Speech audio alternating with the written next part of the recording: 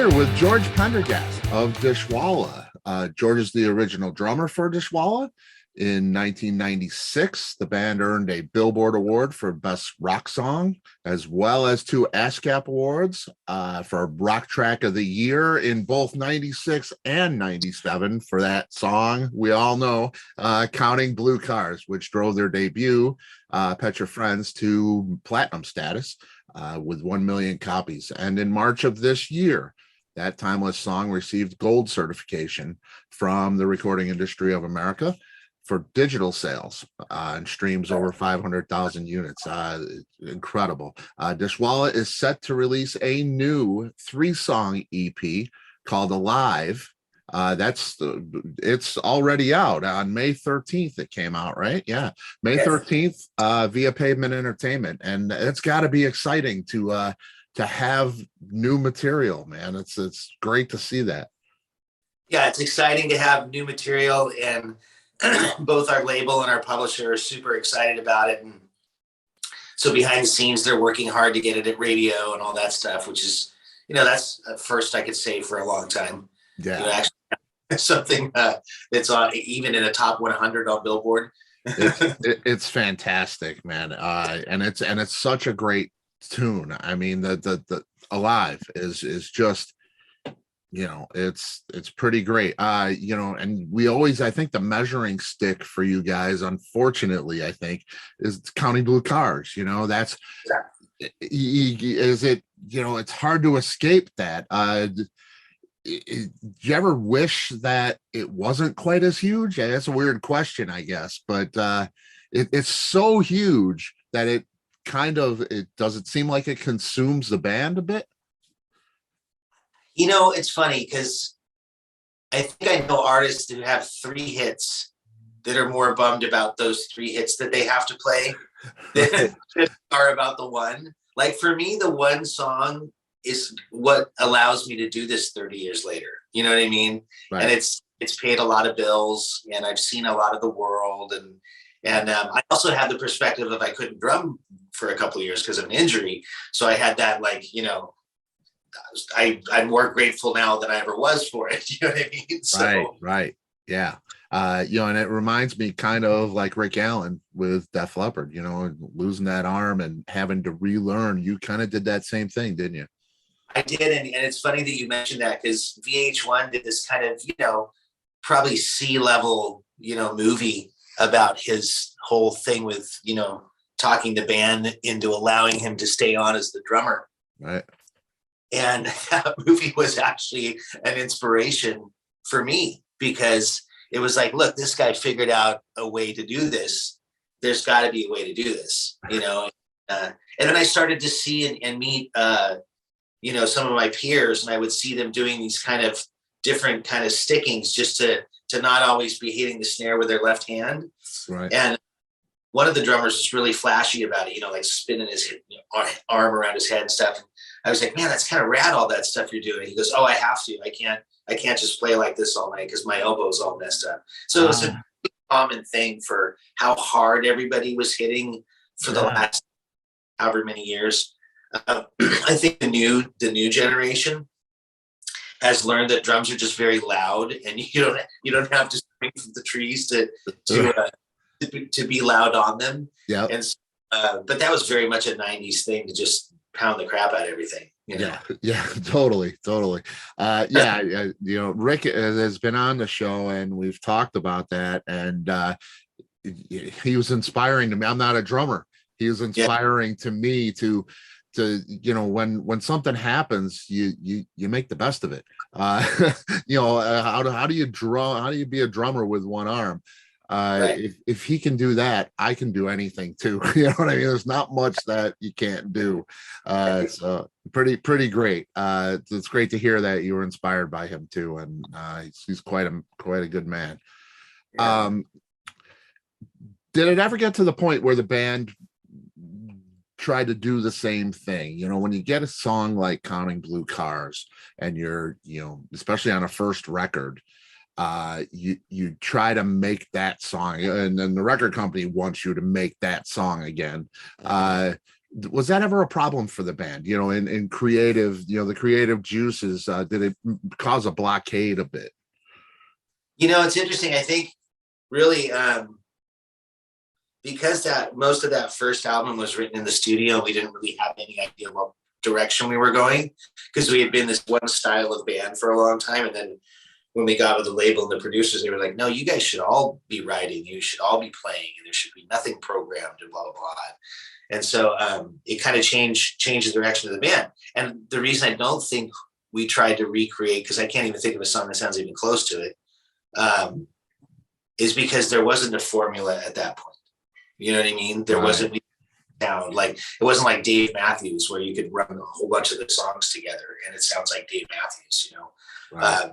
Now, having said that, there did start to be this certain feel in choruses that I felt like we did a lot of.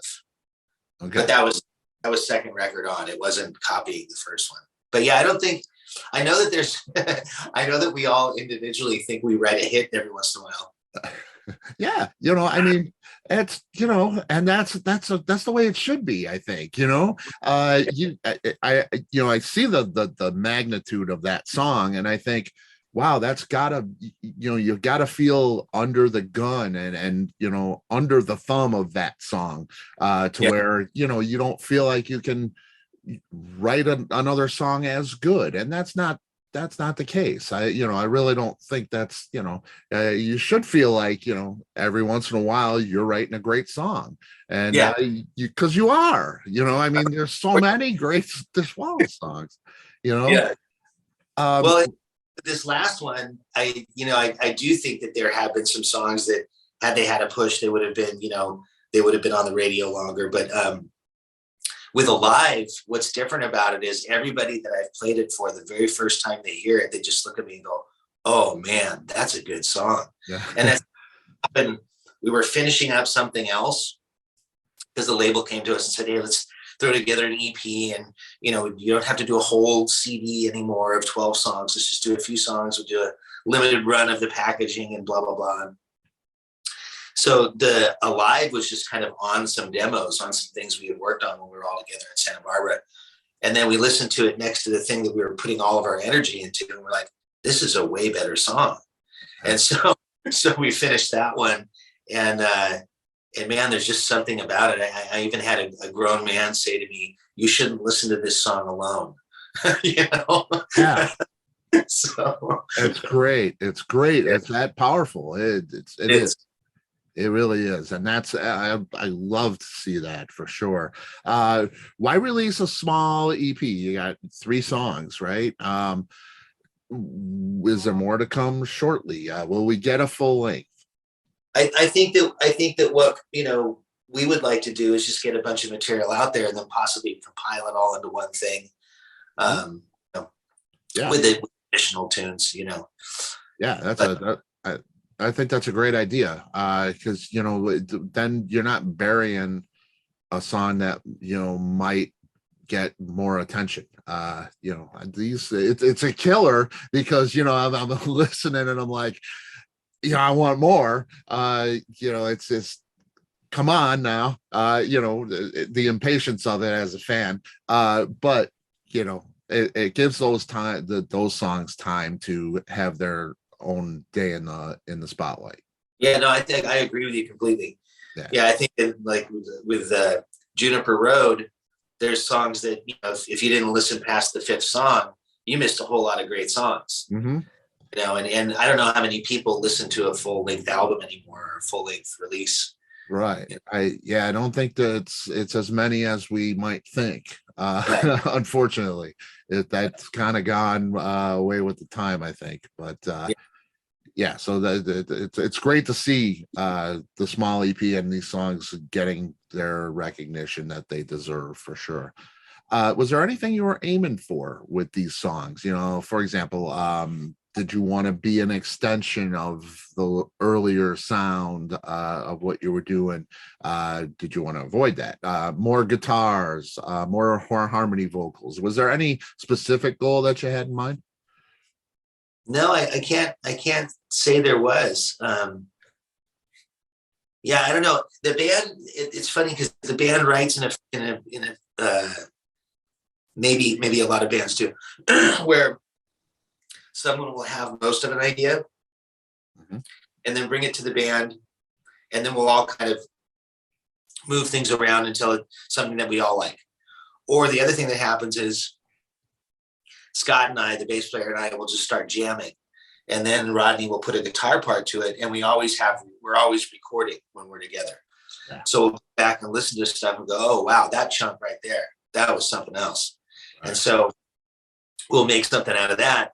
And then, one of us will have or come up with lyrics or work on them together. Or in the case of Alive, I think that Justin wrote all the lyrics, I'm pretty sure. Okay. Yeah. And I love that organic, because I think Dishwalla music has an organic feel. Like you said, from the first record, you really didn't know which direction or the personality of the band's music was at that point.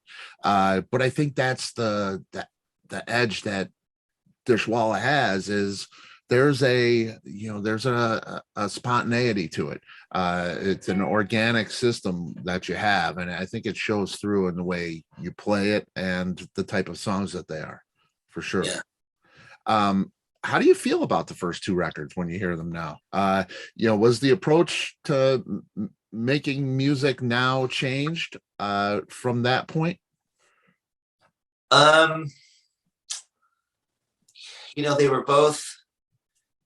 They were both studio albums, for the most part. I think a couple songs we had played on the road that we had written toward the end of recording the first of being on tour and stuff. But then for the second record, we kind of just had to go. Instead of having 4 or 5 years of, even though this song sounds nothing like it did in its infancy, it had an infancy. Right. So the second record didn't have a lot of that. Because it was all kind of being done on the spot. Right. But yeah, I don't know. The band's kind of funny because I'm trying to remember what we call it, the Dishwalla machine or something like that. Because basically, like, you could bring in any songwriter, and then once we all get our hands on it, it sounds like a Dishwalla song. Yeah, I see that. Yeah, definitely. That's more what we're doing than like saying, okay, let's write a song like Strawberry Fields Forever. Let's write a song like, Counting Blue Cars. It's pretty much not ever like that, I don't think. Yeah, and that's great. I love that, because you guys are, like I say, it's organic, it's original, it's spontaneous. It's in the moment, and it feels that way. It really does. How do you feel about the albums when you left the band? There's a couple albums without you on there. You listen to that material? You play that material? I definitely have my favorites from those albums, and especially some of the ones that we play. There's some that we don't play that I really like Home. I love that song. Okay. But yeah, it's hard for me to not like it because there's people I worked with forever. Mm-hmm. And I think Pete, in a way, tried to emulate and get as close to that original Dishwalla sound anyway. And so it was pretty close.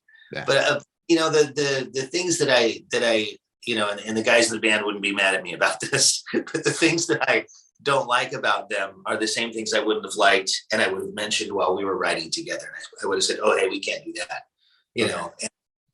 but my voice wasn't there to say that then. So right, yeah, and that's it's good. It's good that you're open to playing them and all of that too, and appreciate the talent of the guys playing it. It's great.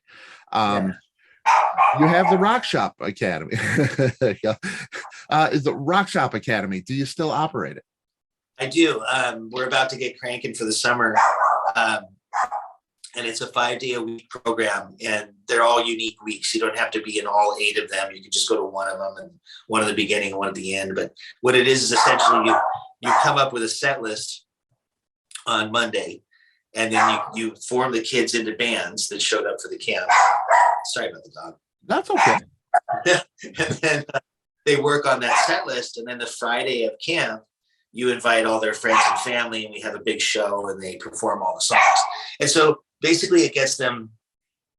It was a few things. It was Rodney was teaching at my shop, and this guy Alistair Green, who's a phenomenal blues rock guitarist guy, was also teaching at my shop. We all had a break at the same time in our lessons, and we were talking about how it was weird that we were teaching all these really good teenagers that didn't jam with anyone. And it was because all of a sudden there's a new reason for this kid playing guitar. It's because their parents said, we want you to play an instrument, and he's not in school band. So he, either limited number of electives or they don't have it available, whatever the case may be. And so he says guitar, right? Well, in the generations before that, when we picked guitar, it's because we wanted to play guitar and we wanted to be in a band, or we wanted to sing, or we wanted to write songs. And so as soon as you knew another talented 12 to 15-year-old, you got in a room with them and you jam with them. Well, that wasn't happening.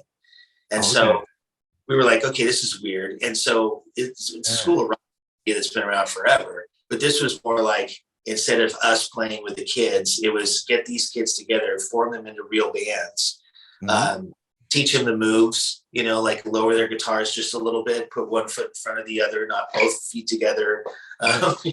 Some of those basics of rock, having the singer take the microphone off the stand and walk around the stage. And it's fun to watch these kids come in, and 12 to 17 can be awkward, and they've got their big old sweatshirts, big old hats. And then by the time Friday's around, they've got their rock wear on.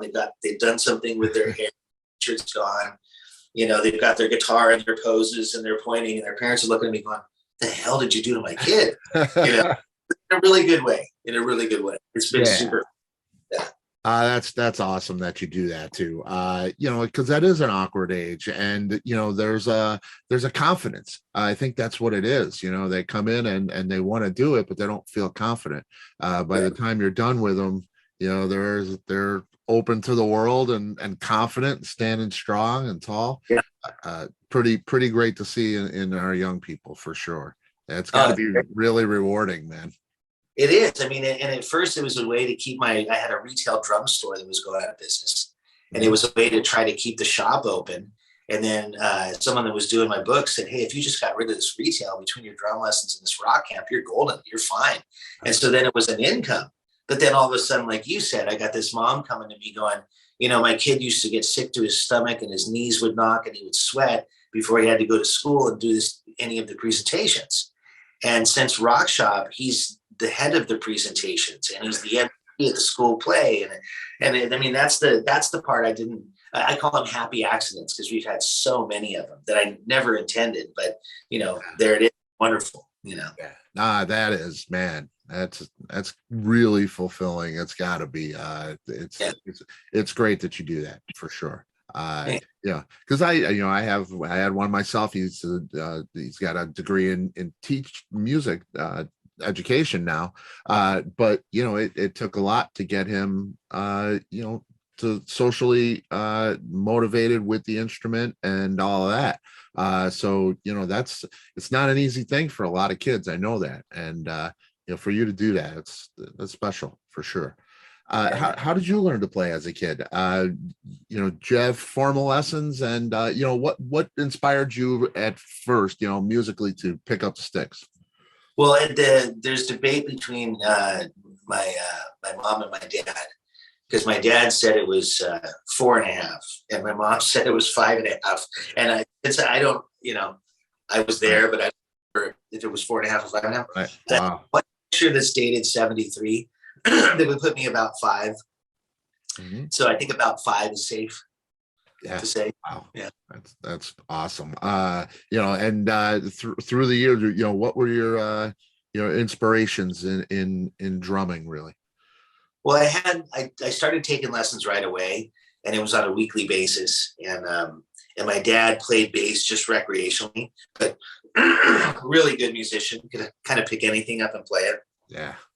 And so not only did I have this regular, the rudiments and the, independence and all the stuff that you're supposed to learn as a drummer from this great drum teacher here in town, But then at home, I had my dad going, no, the kick drum pattern is supposed to follow the bass guitar pattern here.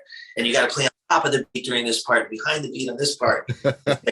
I'm hearing that stuff at like 7 and 8. You know what I mean? Wow. It was, it was cool. And in hindsight, I realized how much cooler it was to realize, you know. Yeah, that's a huge education right there at home. That's pretty great. I look at Dishwalla and I think of, that kind of genre of 90s, really 90s stuff, kind of a band without a face, like Vertical Horizon. You could walk through here, I would never know who they are, know their music. Tonic, Better Than Ezra, Gin Blossoms, you guys, that kind of thing.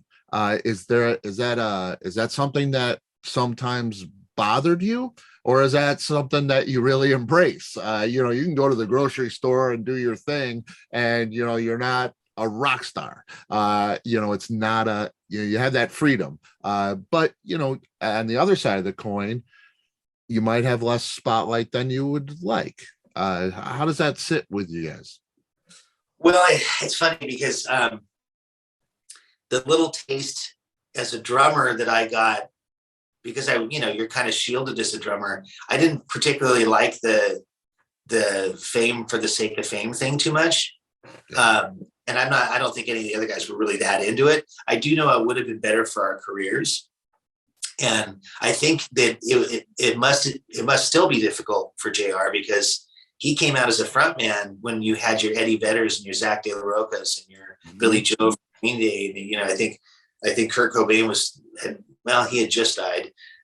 Chris Cornell. I mean, all these people that not only were they at the very top of their freaking game, but you wanted to hear what they were talking about. You wanted to know a lot about this issue, and you wanted to hear about, anything that came out of their mouths. Right. And that was a tough time to come out as a band and not have, because JR, that wasn't his natural thing, is to be like an activist and out there, that kind of thing. Yeah. And that's, I have an appreciation for that, and all those bands I mentioned, I liked all of those bands, and then I kind of enjoy that, that subtlety, because, sometimes when you have a mouthpiece, it's kind of a little bit irritating, and you can turn a lot of people off to your music by what you're saying, which, I'm not one of those guys necessarily. I might not like the guy, but if the music is great, the music is great. I mean, yeah. And we had a great last, I think it was the last tour in 2017 at this venue in Texas, where the guy came up and said, hey, a little word of the wise, just play your songs and don't talk about politics. Exactly the point. It's a thing for sure. Yeah. It helps us now because only truly diehard fans are either aware or care that much that we have a different singer than we had for the first 2 records or for our first, run. And also the fact that he wasn't someone that everybody knew, like Mark McGrath. Right. When we show up on stage, I hear the funniest conversations with, like, we were in Santa Fe and this DJ comes up to Justin and goes, man, I thought it was so cool how you just sat back here and played football with me, and you guys had all kinds of stuff to do. You were just starting out on your tour in the 90s. And Justin's like, Justin was like 7, that was JR. He doesn't remember that it wasn't JR. So it works in our favor now. Yeah. And they're similar, I mean, there's a similar sound, and like you say, I mean, no matter what you guys take, you make it Dishwalla. And it's a beautiful thing. Pen 15 Club, great name, by the way. For those who don't get it, if you know. Hey Miss Hilton, that was the thing with the Paris Hilton reality show. Was that song written specifically for that show? No. Okay. No. So that band was a whole bunch of guys that had been in other bands, and we'd all had record deals, and they had all kind of come to their end, and we just wanted to play music for fun. And so it was one of the guys from Summer Camp, one of the guys from Silverjet, one of the guys from a band that was, that hadn't been signed, but they were big here in town, called Les Benson. and then, me. And then actually at the time, we had the bass player from Sugar Cult playing with us when we first. And it was, like I said, we just wanted to play some fun party rock, like Van Halen riff rock stuff, Yeah. And so one rehearsal, the singer comes in, Luke, and he goes, I met these chicks at the Dragonfly, and there's no way they could have been 21. And this one chick had roller skates on, and she had a rabbit in her purse, and she had fairy wings on. And I think they're like some kind of hotel heiresses or something like that, right? So then another week later, we have practice, and he shows up with a W Magazine article, and he's all, these are the chicks that I met in that. It's the Hilton sisters, right? So he writes this song, and like, is that you with your bunny all up in the club is one of the lines, and it's literally about, this girl having a live rabbit in her purse, right? So we write this song, and we're playing at the Viper Room, because that was kind of one of our regular spots that we played down there.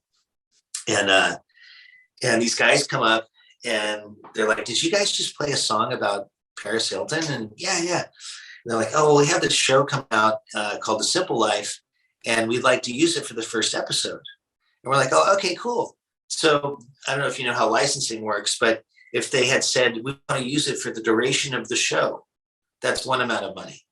If they say we want it for one episode, that's a different. If we want to use it for a season, right? So the way that they presented it to us, it had to be renegotiated every season. This really great sync fee. Then they used it on every episode. And so the publishing on it was phenomenal. And here, this band that we just wanted to get together in a crappy studio and drink beer and play music together. And then next thing you know, we have this kind of hit.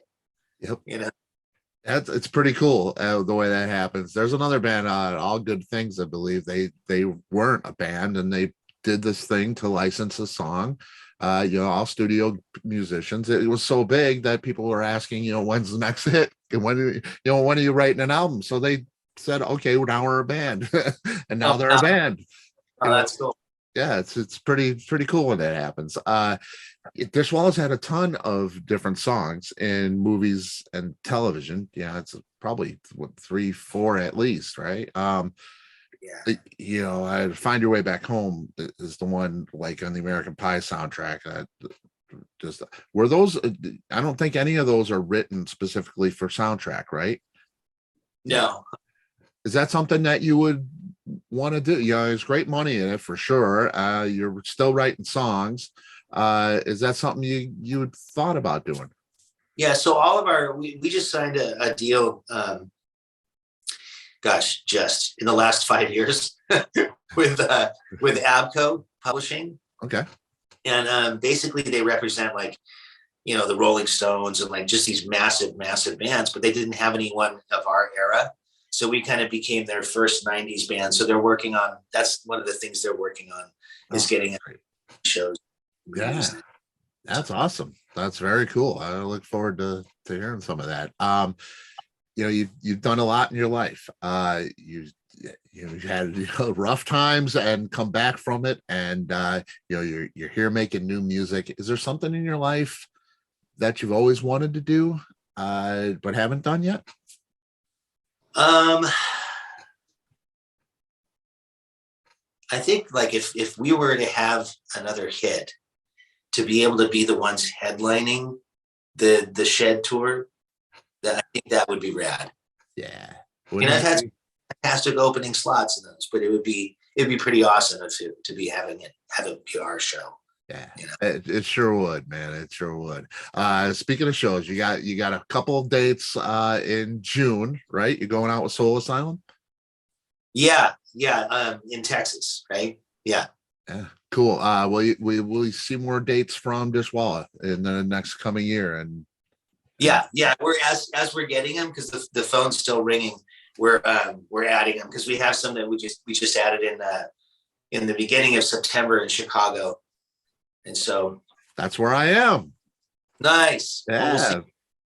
Yeah. Very cool. Yeah. Cool. I'm looking forward to it, man. And I don't want to miss that for sure. Yeah. I'm looking forward to What was that? That's your markets. When I look up all of our behind the scenes Spotify and Apple plays and stuff, it's Chicago's in the top 3 always. Yeah, half of those are me, I think. Yeah, I love what you guys do. George, this has been a blast. I so appreciate your time. Yeah, I'll see you in September, right, in Chicago? Yes. Yeah. All right. Very Okay, man. cool. All right. I appreciate you. Thank you, George. Okay, buddy. Bye-bye. Bye.